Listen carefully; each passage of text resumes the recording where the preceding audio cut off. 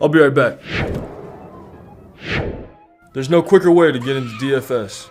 Play Super Draft today and see for yourself.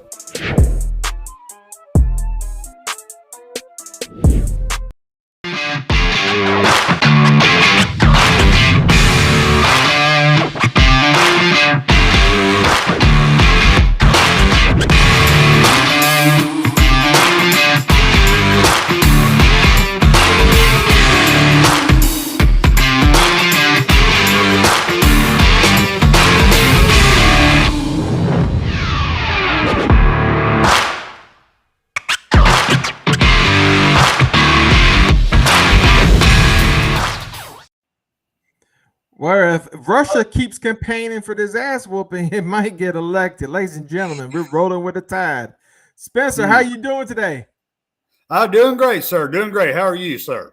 I'm doing good. Every day we get to talk about Alabama football. I'm in a great Got that mood. right. So what's been going on with you? You hosted 33, so what's been going on with you since Tuesday?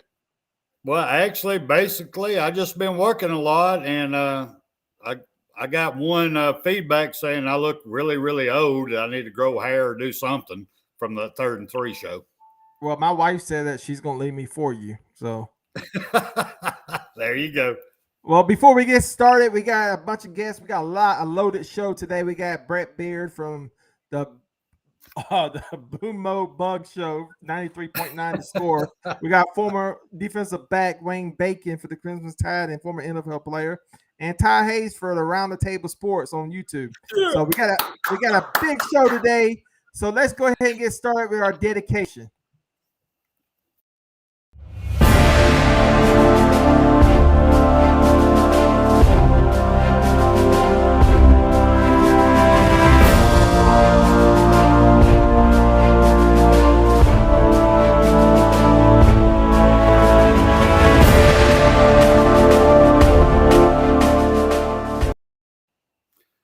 I am honored to dedicate tonight's show to U.S. Army Lieutenant Don Sauls. At the age of 101, he was the oldest living University of Alabama football player, helping the University of Alabama to win the national championship in 1942. Mr. Sauls joined the Army during World War II. He was presented the Purple Heart, sent home with the rank of captain. Mr. Sauls was inducted into the Alabama Sports Hall of Fame class of 1992. On June 24th, 2019, the day he turned 100 years old, he said, quote, "I would have liked to play for Nick Saban," end quote, at his birthday party on campus. Rest in peace, sir. Oh, rest in peace. That man is a hero in my book, and we already got somebody in the chat room. Who is it today? Oh, snaps. The man, the legend. There he is. Hello, everyone. Ladies and gentlemen, Waylon is in the house. He will be here next Thursday. Next Thursday, Waylon is going to be here, and he's going to be talking some Alabama football. But ladies and gentlemen, before we get started, I know Waylon's got a bunch of questions he's going to ask me, and I'm going to get every single one wrong. We have a pre-recorded interview from the Boomo Bugg show, 93.9 The Score. Waylon said, "Oh, thank you, sir." He gave me a little applause. Maybe it's for him. But we had to do a pre-recorded interview, so let's go ahead and get to it. Ladies and gentlemen, Brett Beaird.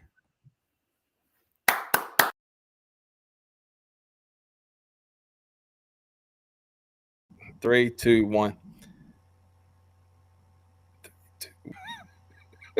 See, that's 3, 2, 3, 2, 1.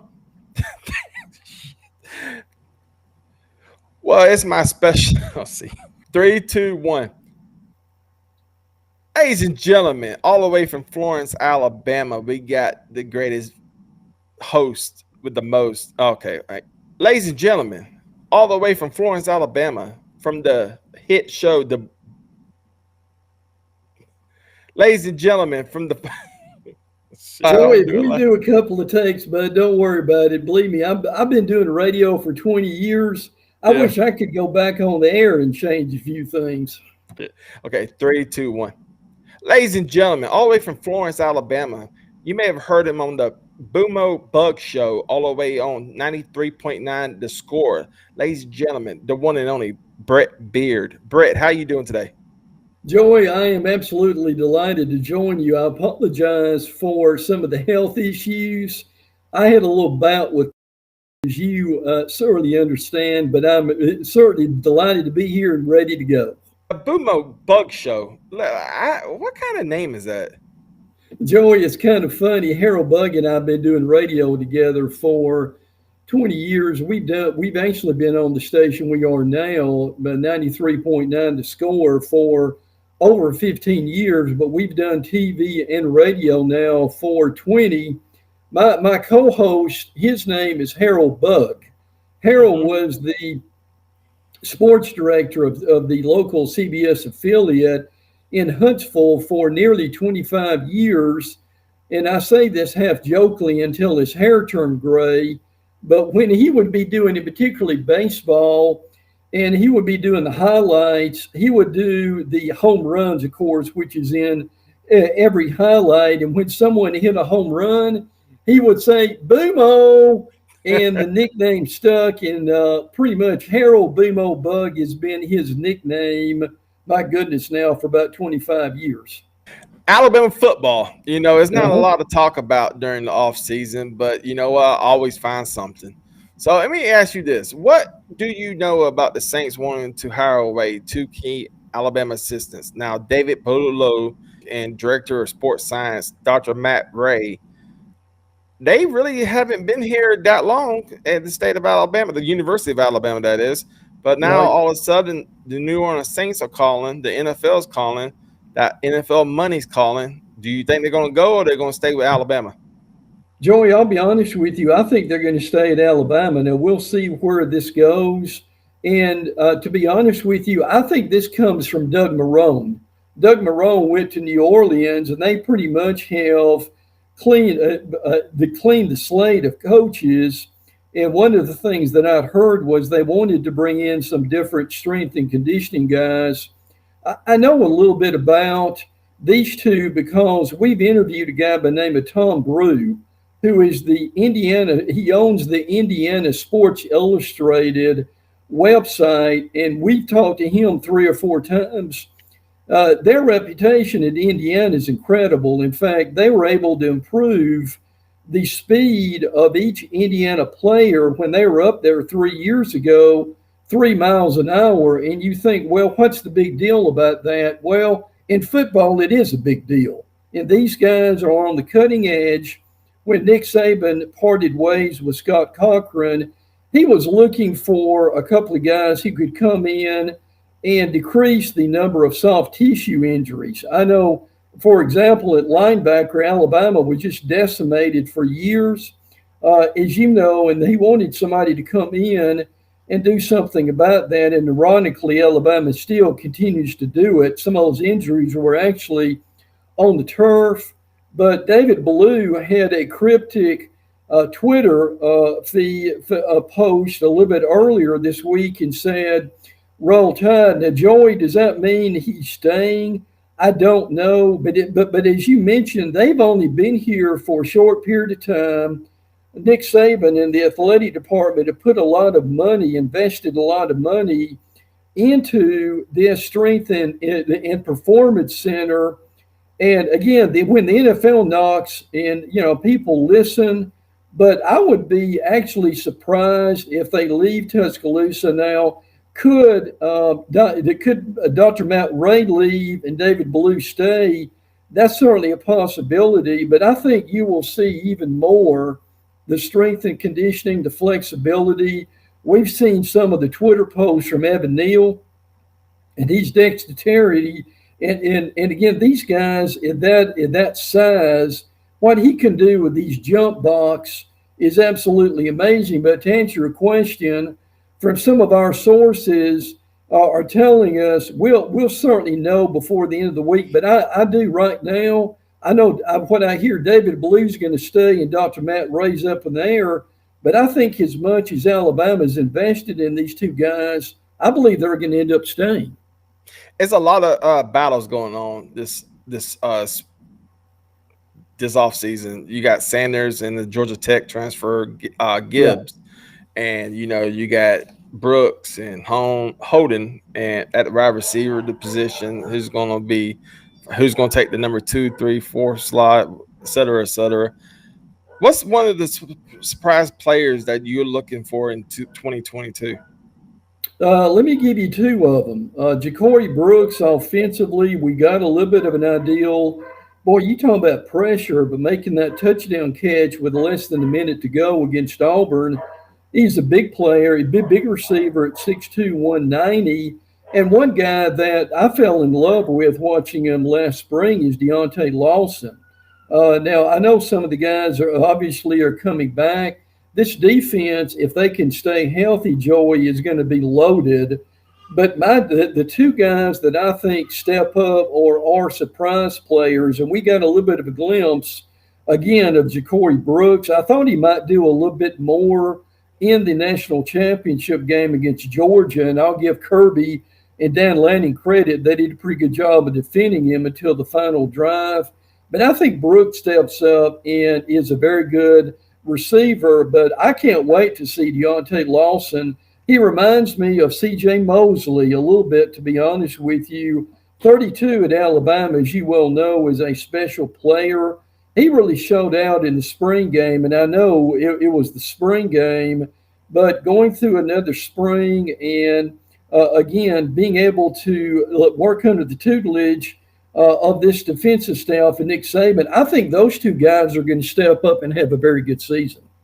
Now, I'm going to tell you right now, for me, the cornerbacks and the offensive linemen, the two positions, the positions that I'm looking forward to seeing at A-Day.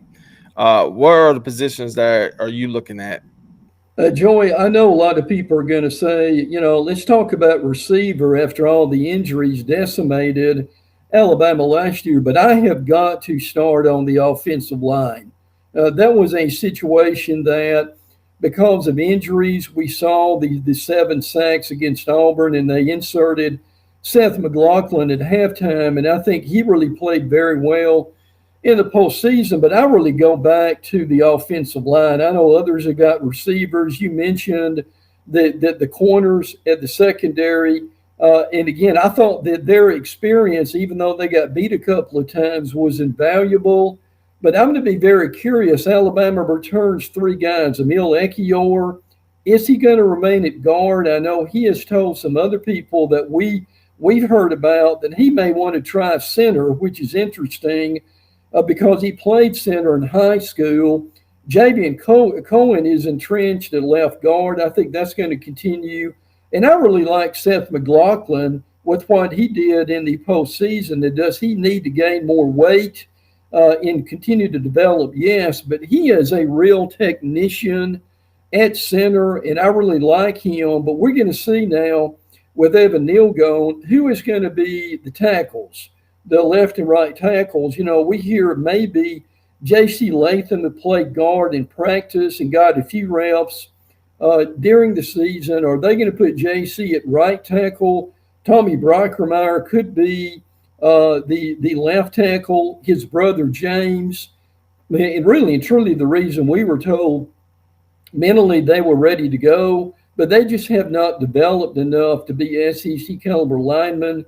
I've heard they really have gained some weight and strength in the offseason, but that's the nice thing about this. Is it going to be J.C. Latham? T.J. Ferguson is another one I think is going to get some. Jaden Roberts, who did not have a good game against Auburn, but that was some more experience. And 2 of the kids coming in. Tyler Booker is a real road grader.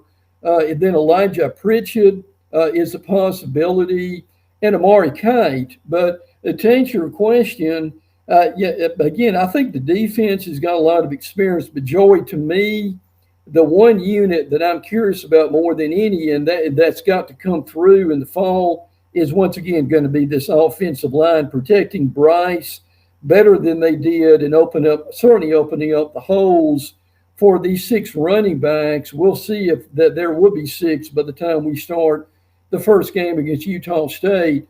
But I've got the offensive line to me is the key to the season.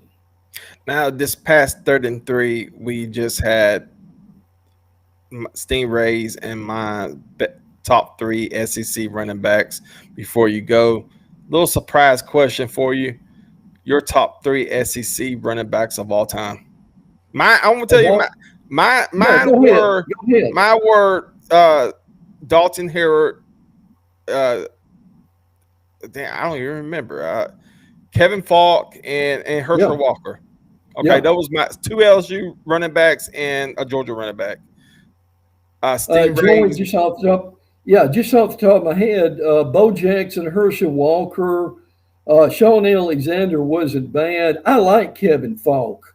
It's funny you mentioned that because I was reading something about him a little bit earlier. No question to me, Herschel Walker, and quite frankly, I thought Herschel played more hurt than Bo did, but those 3, you can't go wrong with those 3. Oh, don't you think Dalton Hillard should have been in the talks with Bo Jackson and Herschel Walker? He was good. I thought he was one of the most underrated running backs in the history of the SEC. That's what I was thinking. And, it's, of course, Stingray, being a Mississippi State fan, he was putting Mississippi State players and Arkansas players. I was like, man, okay, look. Kevin Falk, Herod, and Herschel Walker, that's my picks. So those are good picks. Yeah, well, thank you. I know my college football, but you said Sean Alexander, Bo Jackson, and Herschel Walker, right? Right. Well, Bo Jackson didn't have the numbers. I'm just going to say that. Listen, as good as Bo was, and I still think he's one of the top 5 players in the history of the SEC, I was so impressed with Herschel Walker, and certainly in the not the national championship game, but the next year, he separated his shoulder on about the 3rd play of the game, played the remaining the rest of the game with the separated shoulder. That's a tough dude, Joey. Yeah, he's 80 years old and he can still probably can still play in the NFL. But ladies and gentlemen, before we let you go, Mr. Beard, would you please tell everybody where we can find you and where we can find you on social media, listen to you on the radio? The people of Florence, Alabama. You are from Florence, Alabama, am I correct?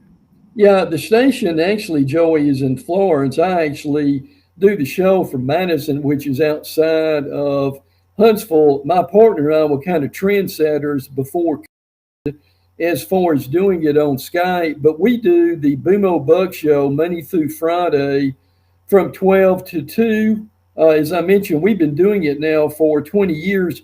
Joey, 20 years to work with somebody is eternity in radio, as you can imagine with the changes, but we actually cover 13 counties and parts of 3 states in northeast Mississippi, southern Tennessee, and of course, the shows, but we go literally from Iuka, Mississippi to Huntsville and then about halfway to Nashville. We've been blessed to grow the audience the last couple of years. But yeah, Harold, and I really, our mantra has been Alabama, Auburn, Tennessee, the SEC, recruiting. We follow high school closely, high school basketball and football, etc.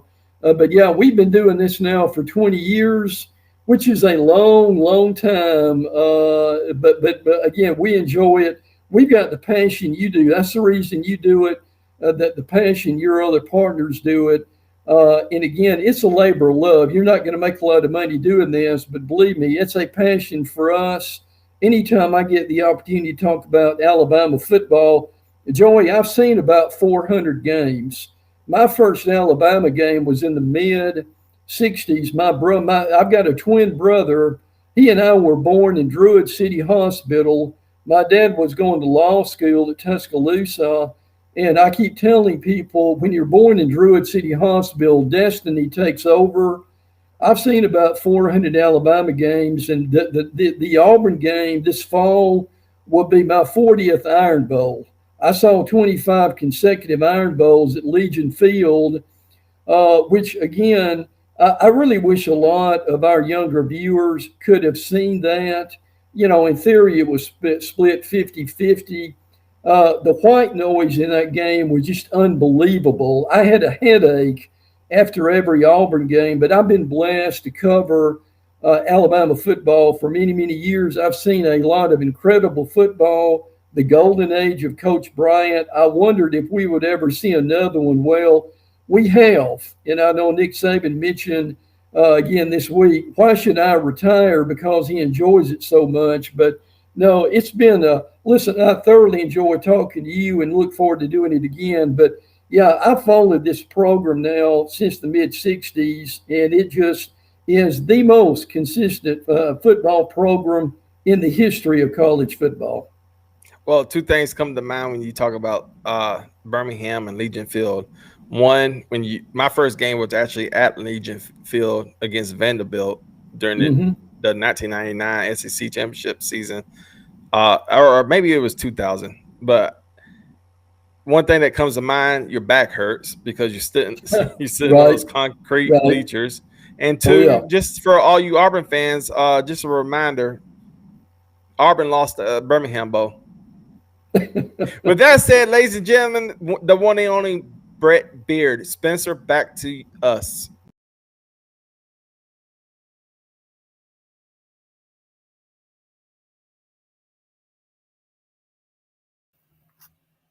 What's up, Joey? That's a pretty good interview right there. I laughed I was falling on the floor laughing. I was smacking this desk. You did such a great job. Way to cover up there. You're funny. Well, let's go to our next segment real fast. Arch Manning. We got a little segment here. It's called "Where Is He Going?" Where is he going to sign? Here we go.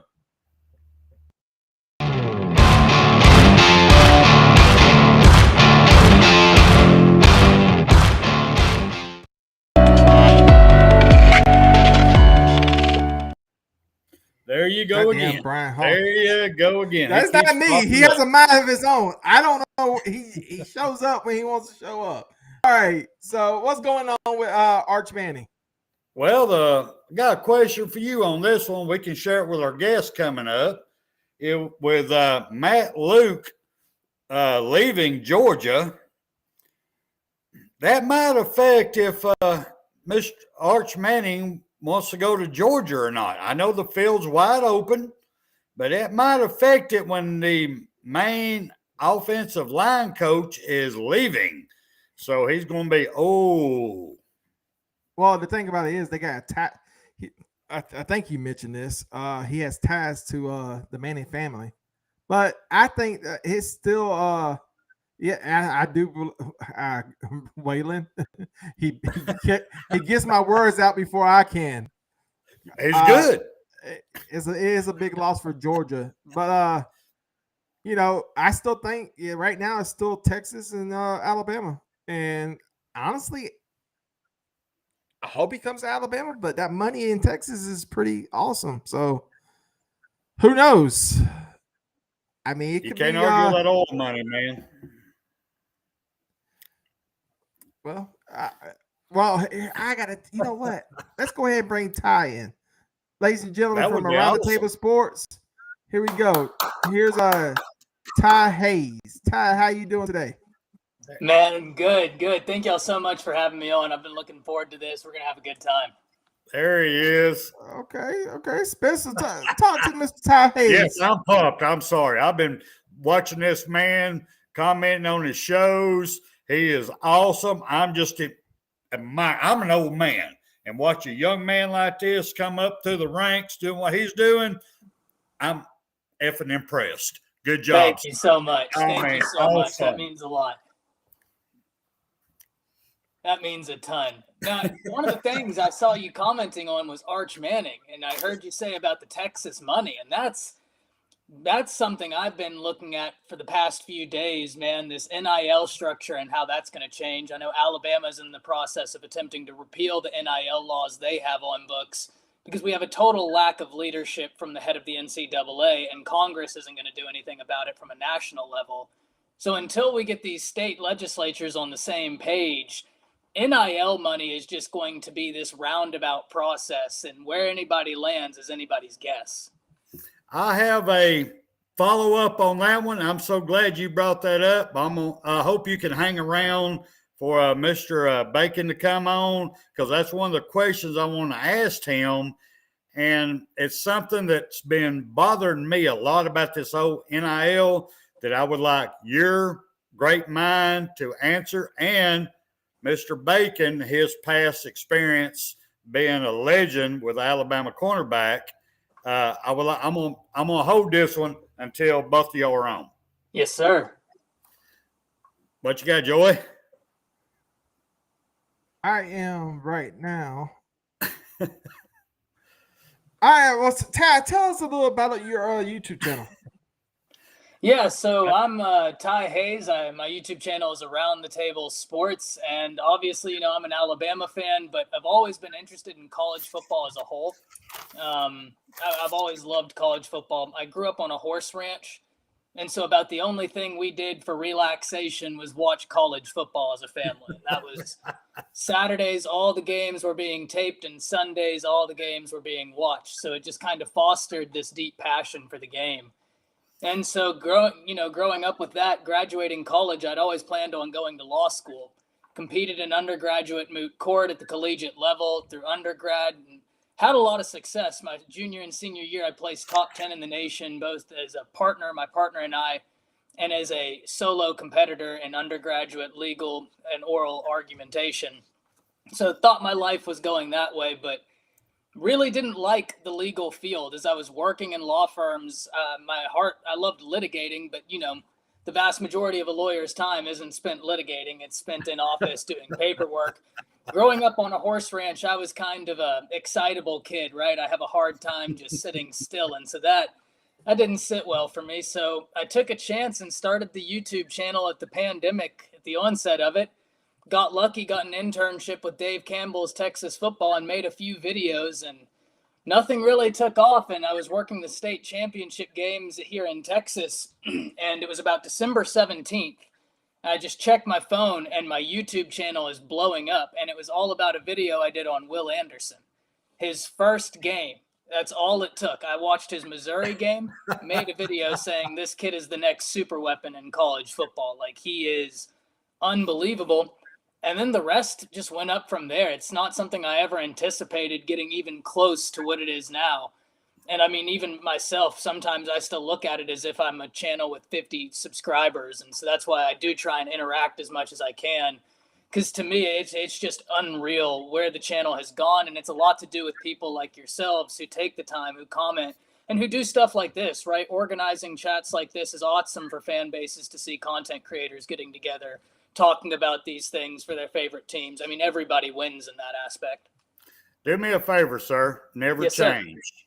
Never change. Be yourself, because yourself is what's selling you. That smile, the way you come across is from the heart. It really is. And everybody feels that. Don't ever let it become about the money. Now, I know you need the money, you want the money, but never let it become about the money. But I got to turn it back over to Joey now. We got a great guest. Speaking of money, ladies and gentlemen, he's a legend in his own right. Former NFL player, former defensive back for the University of Alabama. Ladies and gentlemen, the one and only Waine Bacon. Waine, how you doing? I'm good. Can y'all hear me? Yes, sir. I've been hearing you since 2000. Oof, that's a long time to put up with me. What's going on? Oh, it's a lot going on. A lot of Alabama news going on right now. So, Spencer, go ahead and ask a couple questions. Well, the biggest thing is, number one, I'm jealous as hell of you, Mr. Bacon. You hadn't aged a bit, man. Now, granted, your beard's got a little bit thicker, but look at that smile. Man, I am just jealous right off the get-go. Somebody told me that the other day, and I was like, I don't know what y'all looking at, because I've aged. And for all of our new listeners and viewers that's come on, just in case y'all don't know, this man right here, Waine Bacon, is a definite legend. Technically, legally, he was a walk-on for the University of Alabama. But The only reason he was a walk-on because they ran out of scholarships, which I still think is a disgrace because the man should have got the first one, in my opinion. But then we're going to move on from there. I got a personal question for you, Mr. Bacon. Okay. Can you tell our young listeners that the work that you had to go through and put in to reach your dreams so they can understand the work they're going to have to do to reach their dreams, even if you don't get a scholarship? Don't ever give up. Can you talk about that? Well, the biggest thing is you have to believe in yourself. When you believe in yourself, you can't fall short. And yes, sir. You got to put in a lot of work, regardless if you're on scholarship, if you're not on scholarship. But just to catch any coach's eye, you've got to put in a lot of work. And that work is just not done on the field. It's done in the weight room. It's done in off-season conditioning. It's done in the classroom. I mean, the work never stops because there's always eyes on you as a scholar athlete. It was a long road for me, but it was the road that I chose. It was the road that I wanted to go. I didn't want, the easier path. In Alabama, when you think of college football, the first school you think about is Alabama. And so, the challenges that faced me, beating out scholarship players, catching my coach's eyes and attention and making plays in practice, dedication in the weight room. I mean, that's the kind of things that you've got to do, and you just can't give up, and you've got to stay true to what you want, and that'll get you going wherever you want to go, and that's on and off the football field. Amen. Amen. I've got a question to both of y'all now.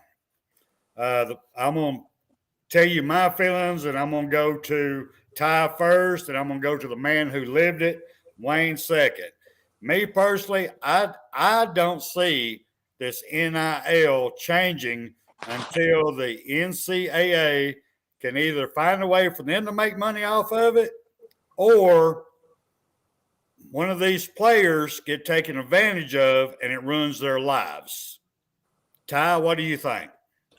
Yeah, so I'm apologizing for this. I wrote it down and I was just looking for it. I can't find it. There's a Supreme Court case that happened last summer in which Justice Kavanaugh, essentially, they were asked a very micro question about the NCAA. And he put the entirety of the NCAA in the Supreme Court's crosshairs when he talked about the structure of NCAA antitrust laws and how they were the only industry in the world that he thought could get away with being a multi-billion-dollar entity, and yet the individuals who were responsible for the money not see any of the revenue. And so the NCAA, when you look at the timeline of all this, they announced their NIL plans 9 days after Justice Kavanaugh dropped that quote. So this was something where the NCAA felt the pressure and knew that the court of public opinion is one of the strongest things in the world. We talk about the legal system, but public opinion is, huge. They knew that their time was limited, so they put together a plan which was half thought out. And you're now sitting in a situation where states like Florida, states like Alabama, who are proactive in NIL laws and were seeing the writing on the wall and then passed legislation, are now having to repeal that legislation because the NCAA did a much less restrictive policy than those thought that they were going to.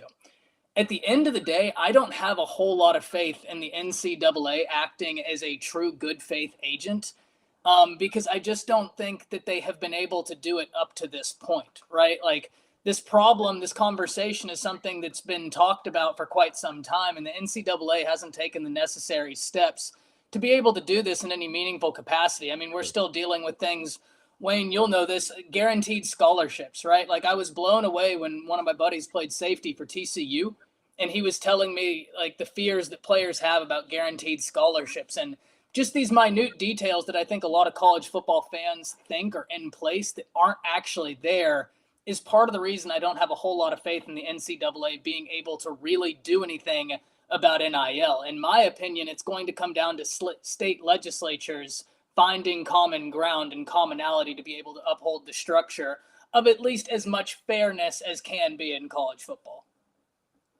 I agree 100%. You actually hit the nail on the head. I mean, the NCAA should have seen this coming for years now.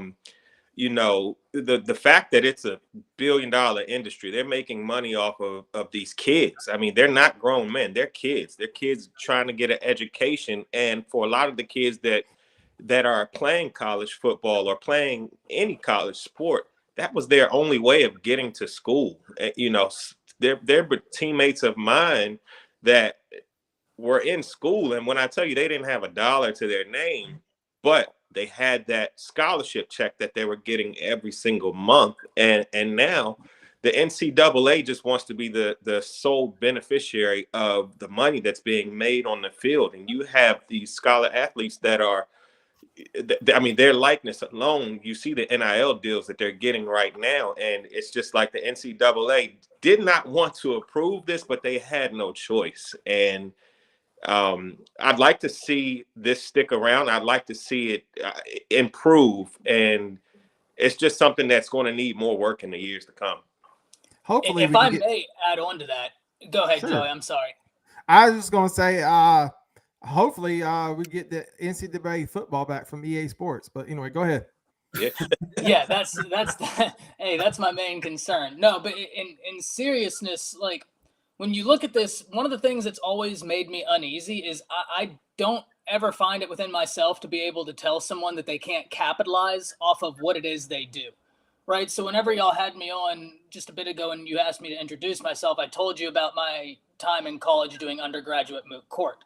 So when I found that success, local high schools could call me and say, hey, we want you to come do a week-long training with our speech and debate team. We'll pay you $150 to come here and train the team. Different clubs at UNT.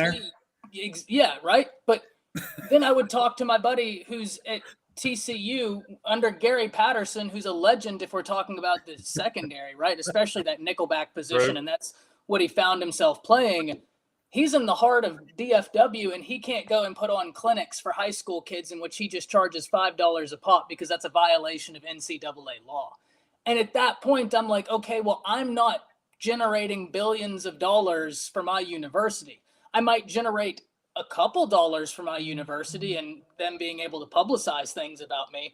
But the average 5-star adds $500,000 in revenue to each institution when they walk on campus. Absolutely. Not when they take their first snap, when they walk on campus, yet extra cream cheese is too much.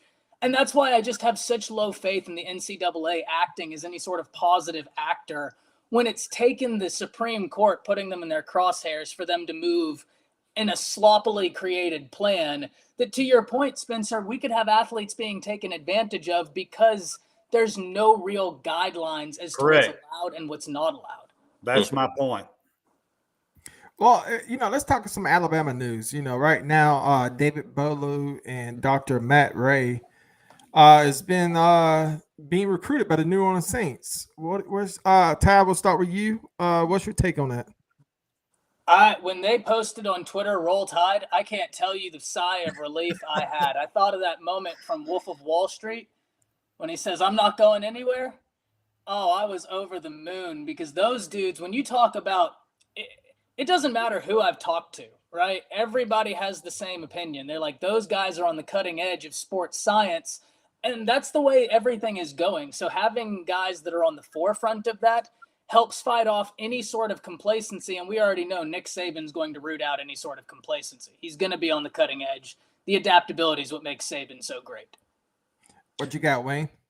I just think it's great that they decided to stick around. But when you look at the New Orleans Saints and you see that two of their key contributors to that team, one being Alvin Kamara and Michael Thomas for the last 2 years being out with injuries, you look for the next best thing. And right now, what Alabama has going on all levels, I mean, you're looking at the best of the best. And when you see what the facilities look like, you see what new technology they're working with just to keep these players on the field, keep these players healthy, get these players rehabbing to the best of their ability so that they can get the injured players back. Why would New Orleans not want this, especially when two of the players that they've got most of their money tied up into cannot get on the field? Kamara, I can't remember how many games he missed, but he missed a significant amount down the stretch this year. And Michael Thomas has played in about 7 of the last 33 to 35 games. So you have to change something up. If you keep continuing to have these injuries, you've got to make a change to the people that are getting your players ready to get on the field. Wayne, just like you. Go ahead, Spencer. Go ahead. I agree totally on that one, 100%. But I'm going to start. I got a question for both of you. I want to start with Wayne first, since he was on the field, had to do most of it. Even though, Ty, dealing with horses, you get the injuries too, I understand. But Waylon made up a good point earlier in the show. He's our Bama insider guy, goes behind the scenes. He has the stats. Waylon made a good point. We had just as many injuries on the team last year with these two greats doing the conditioning. So what do you feel about that, Wayne? Are we moving in the right direction? Different injuries? How do you really feel? I believe we're moving in the right direction. You see, injuries is just something in this game. It's something that you're not going to avoid. I don't care how prepared you are, how, a lot of pulled hamstrings come from, dehydration or players being out of shape. But, you're not going to cover everything. And it's just that to have guys like that to get you back ready, you're not going to avoid the injuries playing this game. There's not a team in the country.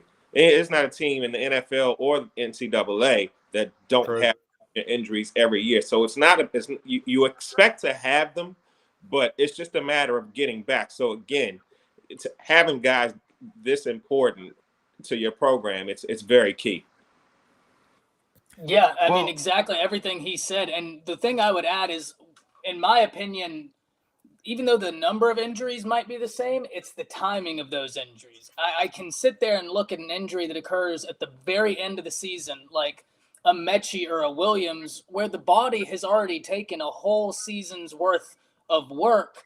And then you have that unfortunate injury, as compared to a few years ago when we looked, and right before the season opener, both starting linebackers are out with injuries, and they're just piling up before the season ever even started. So it's unfortunate. I think that's just chalked up to bad luck. But, like Wayne said it best, you're not going to go through football not being hurt. If you can find one of those guys, give me them, and you're going to win a lot of national championships. Absolutely. Good point. Well, for the people listening on the podcast, that was Spencer's cell phone. That was his phone, not mine. I apologize. Well, we got two more questions before I send all my footballs to Waine Bacon's house so he can sign them. I'm gonna go back to Wayne. Wayne, who's just a surprise player that for 2022 that you think is going to come out? And we got Will Anderson, or we got Bryce Young, but who's that one player that is going to shock everybody? I'm going to go to the transfer portal. And actually, I want to give you guys two players. You going Gibbs? You going Gibbs, ain't you? No, I'm going Eli Ricks. Oh, okay. The transfer from LSU. I mean, he had a season cut to injury this past year, but to land, when you look at our secondary has not performed up to the capabilities of the quality of the players that we have. And we do have a young unit in totality of the football team, but our secondary gave up a lot of big plays this year. And to have guys like Will Anderson, Dallas Turner rushing the passer, it's amazing that you give up a lot of big plays. I mean, and Nick Saban's secondaries aren't used to giving up those kind of plays, but the continuity just wasn't there. The team didn't gel together, and the big plays were at the wrong times. And we just have to get better there. So landing a guy like Eli Ricks in the transfer portal should do that team really well on the back end. And on the offensive side, what's going to be key to me is JoJo Earl. Oh, our top two receivers. Can't wait. In the NFL draft. And so Bryce Young's going to need somebody to step up to be the number one receiver that distracts a whole defense so that it can help other receivers and tight ends and running backs get into the flow of the game. So those are my two surprise players for this year. So I got to do a bit of an audible here because one of mine was JoJo Earl. And ironically, I live in Denton, Texas. Aledo, Texas is about a hop, skip, and a jump away. And so I got to see Earl play in his playoff game, in which he and the running back for Aledo accounted for all 7 touchdowns the game right before the state championship game. And man, I'm telling you, in that state championship game, the first time he touched the ball, he had about an inch to work with, made 2 guys miss, and was gone. And everybody just looked at each other and they were like, yeah, that's going to be a problem. And they couldn't stop him. So JoJo Earl, that's a great one. Now I'm going to have to think. On the defensive side of the ball, I'm going to start at the inside linebacker position, right? Because there's a hole there. You have Henry To'o back. Luckily, he took on a lot of the signal calling this past year. And so I'm much more comfortable, even though Christian Harris replacing his athleticism is going to be no easy feat. I mean, having a guy that played a DB position in high school translate the way he did at linebacker is amazing. Absolutely. His ceiling is so high, but the fact that the signal caller is still there, I look at a guy like Deontay Lawson, who last A-Day when we watched him, he didn't look like a freshman, right? Like there were a lot of people in the comments when I was looking at the videos asking who's 32. I mean, he caught a lot of people's attention. With the presence of a signal caller, Deontay Lawson could be a major contributor. Now, we have to talk about Jalen Moody at that position as well. A guy who understands the position, a guy who understands the system, and is a really good football player as well. So that inside linebacker position is one that I'm really excited about. I'm also going to go wide receiver, but because Earl's off the board, because I completely agree with Earl. Couldn't agree more.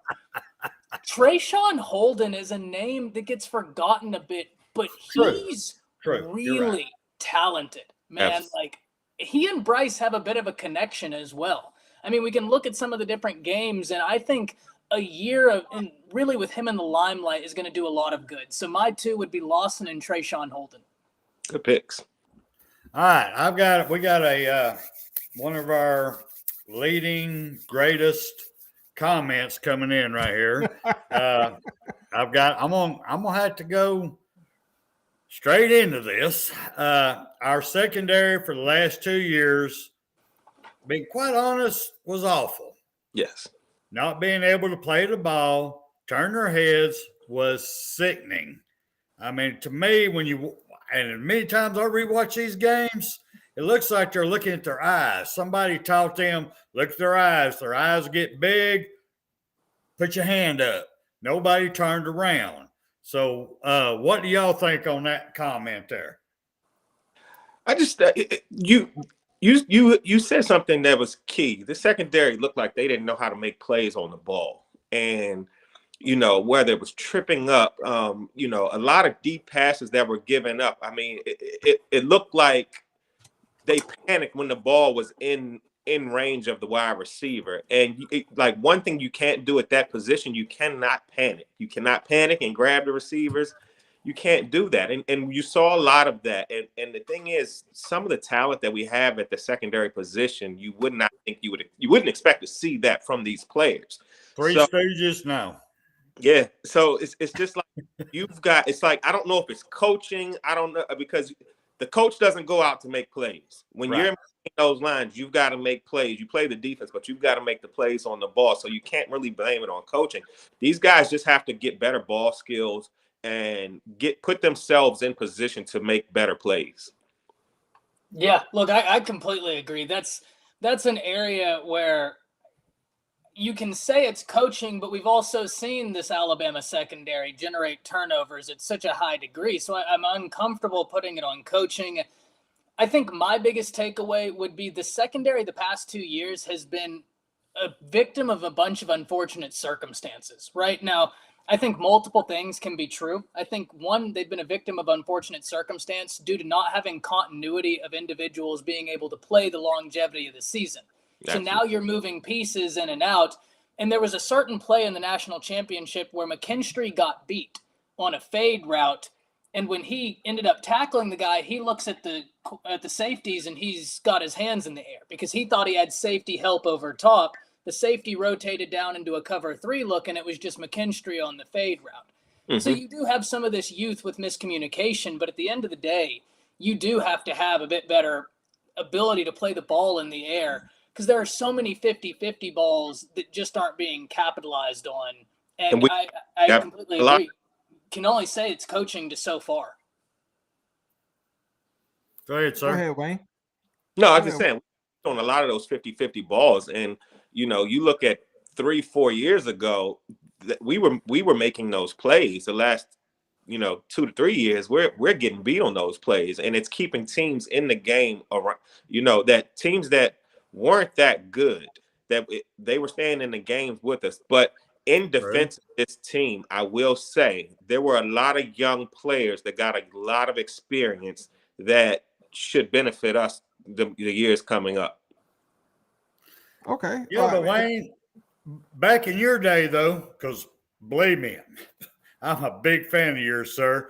You would go down the field with them. That's not true. You keep your hands on them. You keep your hands on them. But then you would turn your head, then intercept that ball and take it back. Come on now. You got to turn that head around. It's all about timing. I mean, the receiver's going to give up when the ball is about to get there. And again, like I said, the biggest thing is that at the DB position, you can't panic, because when you panic, you're going to give up a big play and you're going to take yourself out of position. So, it's all about technique and just knowing how to play the ball. One thing we always practice, making plays on the ball and individuals and team drills. Right. And everything we caught, we had to run it to the end zone. I don't care if the offense would tackle. You got to get up and run to the end zone. So, I mean, a lot of things that can be done to assist these players with making better plays. Well, I just want to say this. You should, if you watch it on podcast, you missed when Spencer got up and started doing, you should have saw my face, and you should have saw Taz's face. We both were like, he looked very experienced. Yeah. I was like, He what looked the hell? like Came up there when he heard like Wayne. that Which in that one? commercial. Where's Wayne? Where's Wayne? Where's Wayne?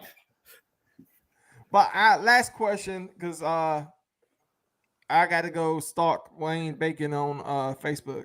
So before I can go do that, I got one last question for Ty, one last question for Wayne. All right, here we go. What positions are y'all looking for improvement in A-Day? Is it the offensive lineman? Is it the secondary? Is it going to be the running back position? I mean, the quarterback position. I mean, our quarterback sucks. So what position? What position are y'all looking for right now in A-Day? I mean, just I can't believe I just said Bryce Young sucks. Yes, I can't believe you did either. I'm going to hell. I'm going to hell. Go ahead, Ty. So it's the easy one, but it's got to be the offensive line for me, right? Yes. To Wayne's point, when you look at the secondary, the fact that McKinstry got the experience he got, the fact that you bring back 2 safeties in Helms and Battle, and then you get in Ricks, I got a lot of excitement about that secondary for all the right reasons. Then you put into the fold Anderson on one side, Dallas Turner on the other. I contend, I made a video on this the other day, Alabama has the deepest pass rush group in the nation. There are 5 5-stars in that room to go along with countless blue chip guys, headlined by arguably the best pass rusher in the nation, unarguably, and arguably the second best pass rusher in the nation. So I love what the secondary is going to do. And even on the running back side of things, to me, the running backs just had injuries, but 2, they couldn't get going because the problems at the offensive line. So I think you fix the offensive line, you fix everything, but that's a tall order for an offensive line that already had issues, but then lost Evan Neal. And before, Wayne, I pass this over to you, this is an incredible stat to me, right? Because it shows how elite Bryce Young is. Last year, Texas's offensive line graded higher than Alabama's offensive line through various games, through several games. The difference was Bryce Young is an elite quarterback, and the schematic that Alabama had running on their offense was much more tried and true than Sark trying to install what he was trying to install year 1. You're right. Go ahead, Wayne. I like your choice of the offensive line, but one thing that helped that offensive line is the quarterback. Quarterback getting the ball out of his hands on time, knowing it, all that will help that offensive line. And then as the season goes along, they'll gel. But me being a defensive guy, I have to go with the secondary. You're right. Eli Ricks transferring in, Kool-Aid McKinstry getting some of the experience, returning Jordan Battle. Hello. Spencer, go ahead. more. Go show Wayne your moves again one more time. Go ahead, Wayne. Spencer, you go ahead and show your moves. Which ones? The ones Yes, you stand. Go ahead. Oh, you're talking about? Oh yeah. Go ahead, Wayne. Why are you talking? Will be the beast, man. Why are you talking? Go ahead, Spencer. no, we're good. Go ahead, Wayne. No, I want to listen to Wayne. He gets my full attention. When you return that kind of talent and you can bring transfer like Ricks, and your secondary, like we pointed out, has been down for the last couple of years, whether it be injury or just not getting good play out of the guys. When you have the two defensive pass rushers that we're going to have coming off the edge, we should be a better defense. And we need to get back to, and I don't mind Bryce Young throwing for 300 yards a game. We need to get back to running the ball. So that goes to the O-line, but we also need to get back to playing the kind of defense that we're used to playing at Alabama. And the secondary is a big part of that. Our run defense was pretty solid last year, but we gave up big plays in the secondary. I can think back to a few different games that, we're giving up 40, 50, and 60-yard touchdown passes that we're just not used to giving up. So, with the talent that we're going to have in the secondary next year, secondary gets my vote. If they play better, we're going to stop the run. If they play better, we get back to playing Alabama defense. Well, I hope you're both right. I'm going to tell y'all this. Tonight, Spencer inspired me. When I go into the bedroom tonight, I'm going to do that move. And if I end up sleeping on the couch, you know why. Ladies and gentlemen, we got one of the greats of all time at Alabama football. Waine Bacon, tell everybody where they can find you. I'm at on Instagram. I'm at better_with_bacon, and on Facebook it's just Waine Bacon. All right. Of course, everybody knows where they can find Ty Hayes. I'm not gonna lie to you. Most of the topics I come up with, I watch Around the Table Sports before I get educated. You're cheating. Yeah, I have to. Hey, look, I got a stuttering problem. I got a speech impairment. I'm not very bright. I gotta go listen to Ty Hayes. If I don't listen to Ty Hayes, sunglasses. Well, he does. Those are good-looking sunglasses too. Let me be the first.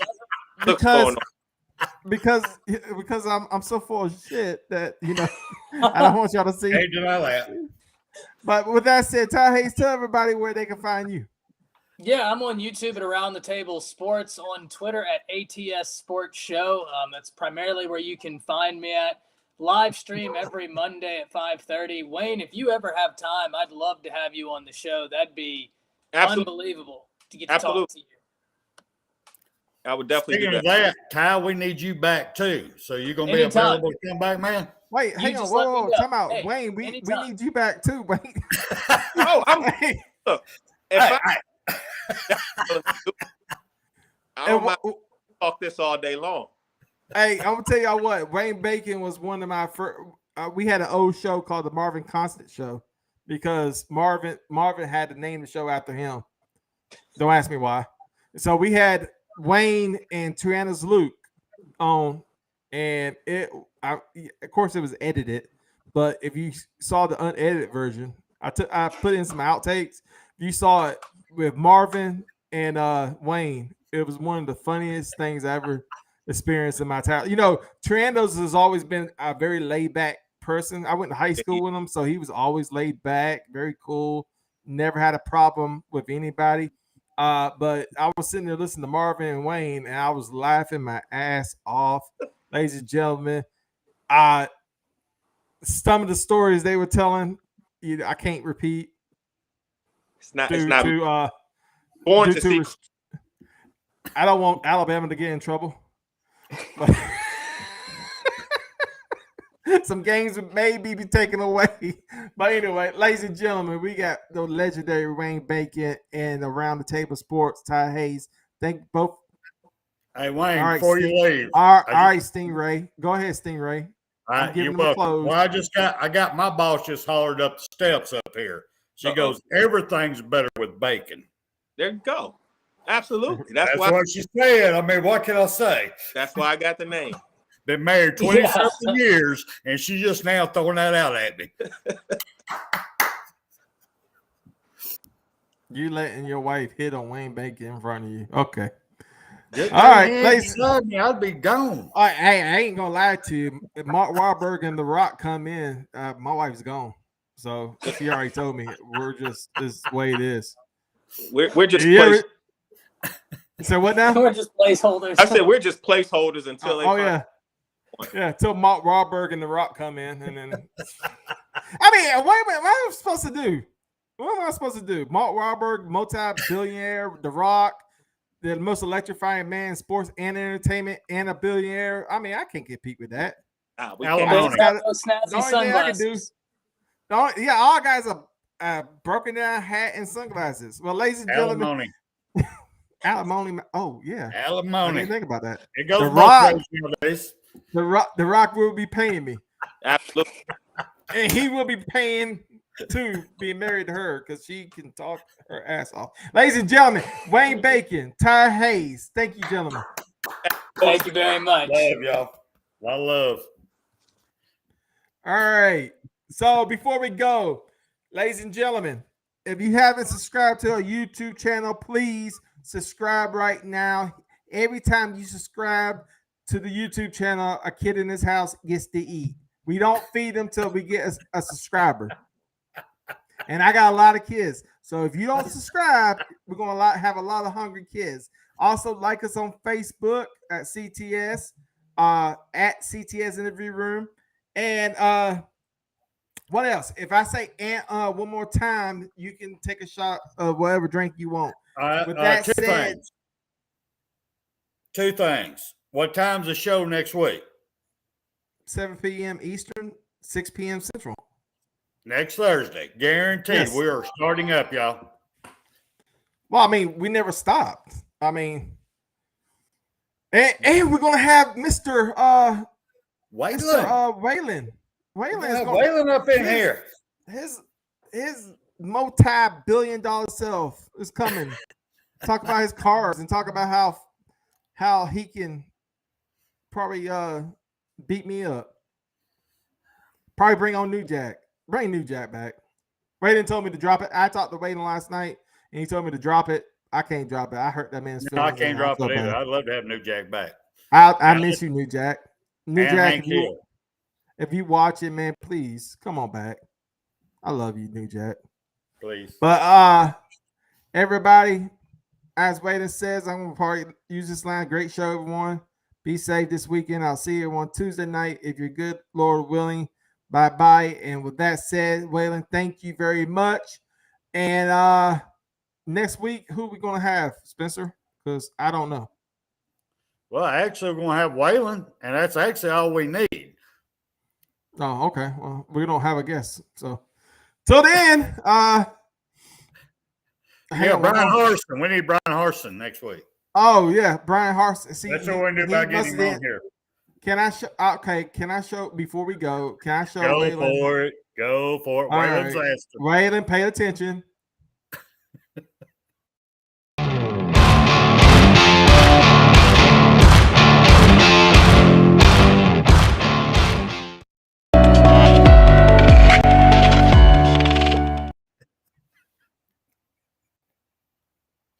Just ain't right.